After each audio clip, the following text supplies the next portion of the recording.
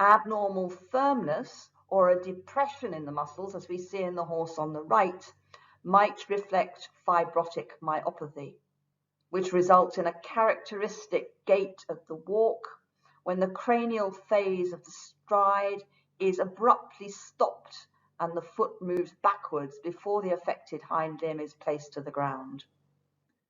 When considering hock swelling, we have to think about various different types of swelling. Distension of the tarsocrural joint capsule, which can involve both the dorsal and plantar pouches. And by ballottement, we can normally move fluid between the dorsal and plantar pouches.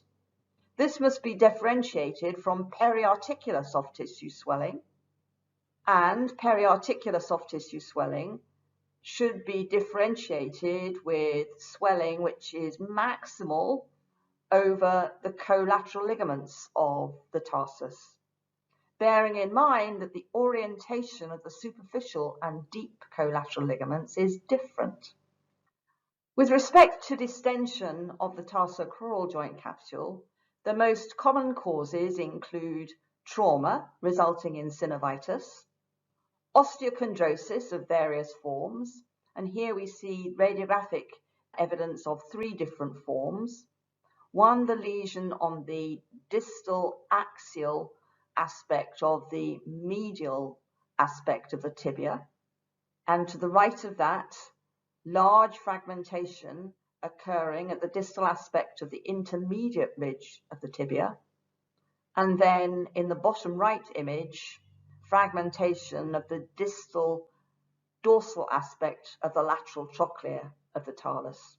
Other causes of distension of the tarsocrural joint include primary osteoarthritis, infection, and hemarthrosis. In this horse, there is distension of the tarsocrural joint capsule, but the joint capsule felt thickened and abnormally firm, and there was associated heat. This horse had developed chronic infection of the synovial membrane secondary to the removal of an osteochondrosis fragment from the distal aspect of the intermediate ridge of the tibia. So here on the radiograph, you can see a concavity where the fragment has been removed from. There still is a small fragment present. And on the right, we see an ultrasonographic image of the dorsal medial aspect of the tarsocrural joint. And we can see at the bottom of the image anechogenic fluid, and above that, marked thickening of the synovial membrane, which is of heterogeneous echogenicity, typical of an infected synovial membrane. Hemarthrosis of the tarsocrural joint occurs occasionally, resulting in acute onset severe lameness associated with distension of the tarsocrural joint capsule.